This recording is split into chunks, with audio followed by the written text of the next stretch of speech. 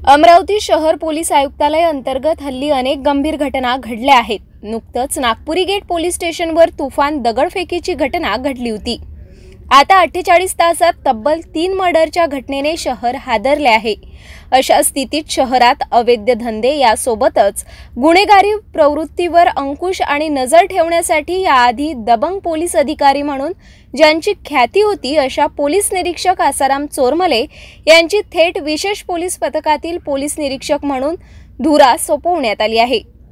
Police आयुक्त नवीनचंद्र रेड्डी यांच्या आदेशाने नांदगाव पेठ येथे पोलीस निरीक्षक पदाची धुरा सांभाळणारे आसाराम चोरमले यांची पोलीस आयुक्त रेड्डी यांच्या विशेष पोलीस पथकात पोलीस निरीक्षक म्हणून नियुक्ती करण्यात आली आहे। त्यांच्या नांदगाव पेठ पोलीस स्टेशन रिक्त झालेल्या पोलीस निरीक्षक पदावर अंबोरे यांची निवड केली आहे।